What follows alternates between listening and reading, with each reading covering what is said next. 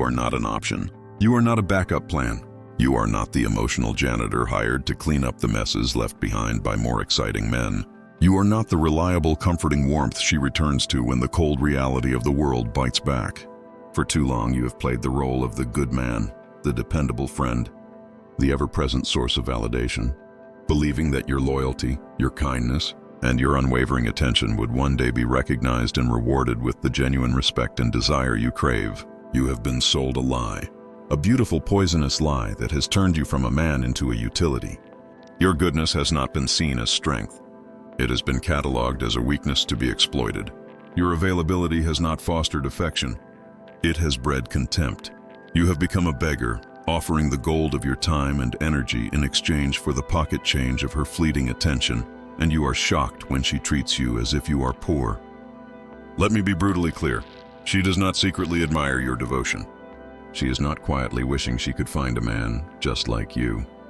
In the deep, primal calculus of attraction, your constant, predictable presence has made you utterly, completely and devastatingly invisible. She cannot desire what she does not fear to lose, and she knows with absolute certainty that she cannot lose you because you have already lost yourself in her. You want to change the equation? You want to watch the casual indifference in her eyes curdle into a desperate, obsessive intrigue? You want to transform yourself from the background noise in her life into the one haunting melody she can't get out of her head? Then you must undergo a resurrection. You must kill the good man who finishes last and forge, in the fires of discipline and self-respect, the unconquerable man who commands respect without ever asking for it. This is not about learning a new pickup line or a clever text message strategy. This is a fundamental rewiring of your entire being, built upon 7 unbreakable codes of power. Master these, and you will not only change how she sees you, you will change how you see the world. The era of the emotional janitor is over. The reign of the king begins now. The first code is the bedrock upon which your new reality will be built. It is the code of the Inner Citadel. The Stoics spoke of an inner fortress, a citadel of the mind that no external event, no insult, no rejection, and no person could ever breach. Right now, your sense of self-worth is a homeless refugee, wandering in the wilderness, begging for shelter in the opinions of others. When she smiles at you, you feel like a king. When she ignores your text, you feel like a peasant. Her mood is the weather in your world, and you are perpetually caught in the rain without a coat. This is the definition of slavery. The unconquerable man understands that his value is non-negotiable, pre-approved, and generated internally. It is not a stock that rises and falls based on the market of her attention. It is a gold reserve, locked in a vault deep within his soul. He is the sole signatory on his own worth.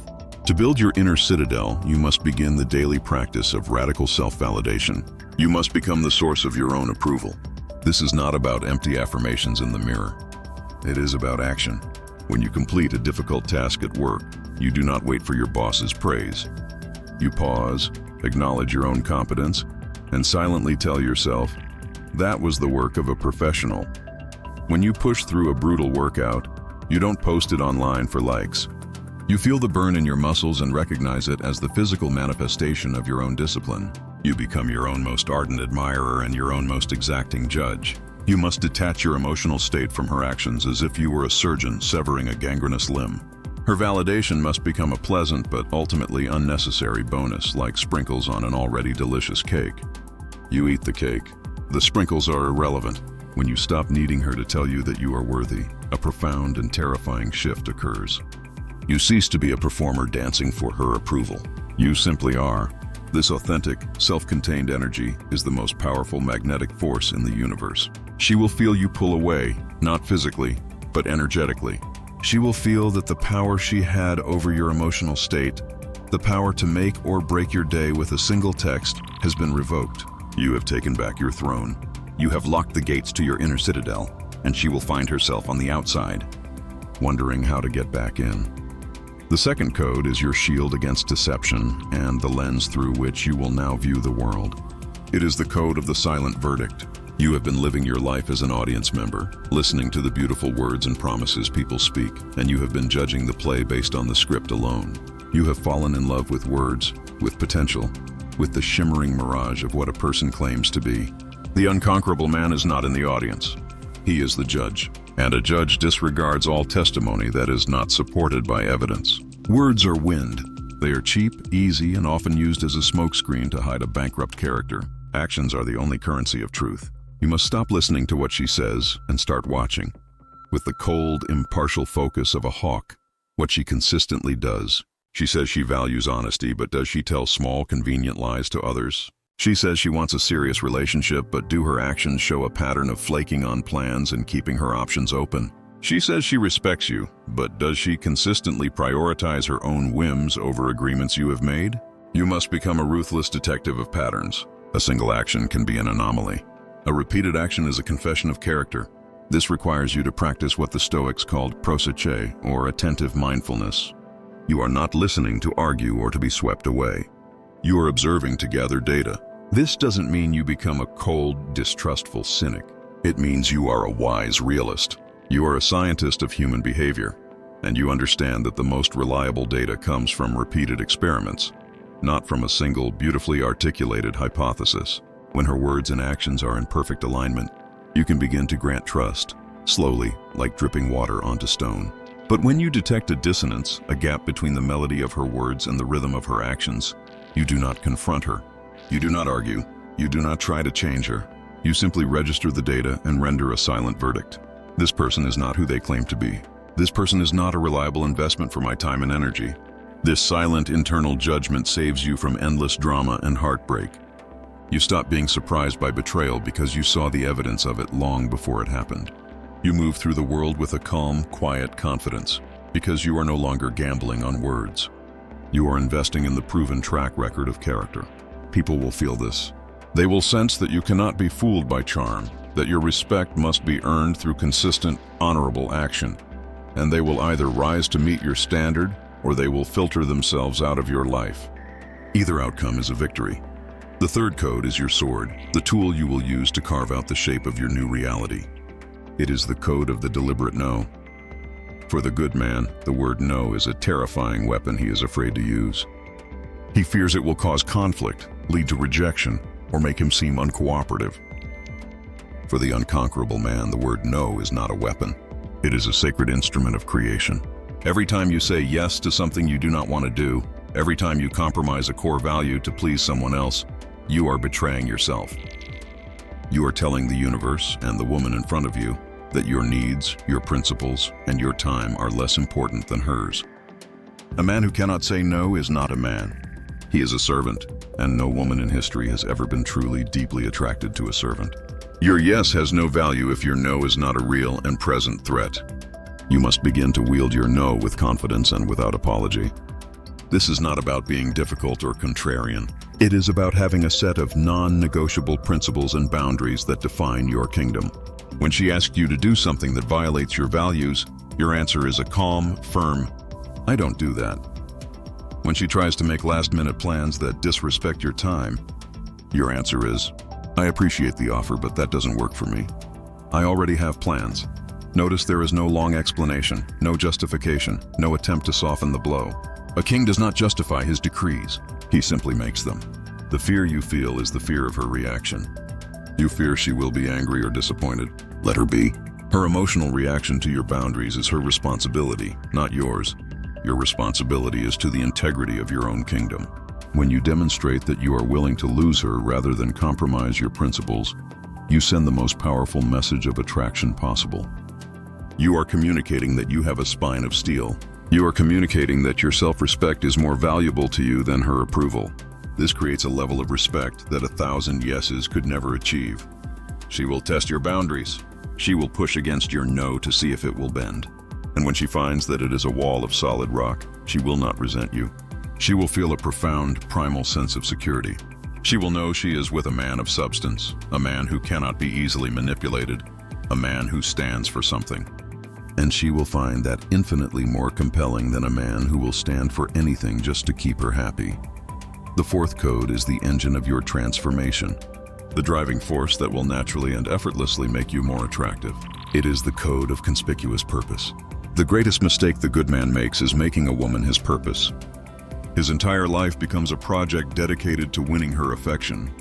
His thoughts, his plans, his very reason for getting up in the morning, all revolve around her. He has no mission of his own. so he tries to make her his mission. This is a fatal attraction error. A woman does not want to be your mission. She wants to be invited to join you on your mission. She wants to be the first mate on a ship captained by a man who knows his destination, not the destination itself. The Unconquerable Man is a man obsessed, not with a woman, but with his own purpose. This could be building a business, mastering a skill, achieving a physical feat, or creating a work of art. It doesn't matter what the mission is. What matters is that it consumes him, that it is the central organizing principle of his life, and that it is more important to him than any single person. This is not a strategic game of pretending to be busy. This is a genuine all-consuming drive. When you have a conspicuous purpose, you are naturally scarce. Your time is limited because it is being poured into your mission. Your mental energy is occupied because you are solving problems related to your mission. You are not available 24/7 because your life is not a waiting room for her to enter. This scarcity creates immense value. But more importantly, a man on a mission radiates a powerful, directed energy. He is not a wanderer. He is a conqueror. He is not defined by who is with him, but by what he is building. A woman can feel this. She sees that his happiness and validation are not dependent on her, but are derived from his own progress and his own achievements. This makes him a challenge. To be a part of his life, she must be of a high enough quality to add value to his mission, not distract from it. She has to earn her place. You must find your mission. What is the one thing you would do if you knew you could not fail? What is the project that sets your soul on fire? Find it and then dedicate yourself to it with the fanaticism of a monk. Your purpose is the sun. Everything else, including her, is a planet that must orbit it. When you make your mission your priority, she will either be inspired to join your orbit, or she will drift away in search of a man whose world is small enough to revolve around her. Let her go. The woman you want is the one who is mesmerized by the heat of your sun. The fifth code is your ultimate leverage, the nuclear option that you must be willing to deploy to maintain your sovereignty. It is the code of the valued void. The average man fears losing a woman more than he fears losing his own self-respect. He will cling to a toxic situation, accept blatant disrespect, and endure emotional neglect, all because the thought of the emptiness she would leave behind is too terrifying to contemplate. He fears the void. The unconquerable man does not fear the void. He values it. He understands that his absence must be a more powerful, more painful, and more instructive consequence than his disappointed presence. He is willing to walk away, not as a threat, not as a manipulative tactic, but as a final, irreversible statement of his own worth. When a woman consistently disrespects you, violates your boundaries, or takes you for granted, you must be prepared to create a void in her life where you once stood. This means cutting off all contact. No angry texts, no dramatic phone calls, no sad social media posts. You simply vanish. You become a ghost. This act of sudden and absolute silence is profoundly disruptive to the female psyche. She is used to men pleading, arguing, and chasing. Your silence is a pattern interrupt.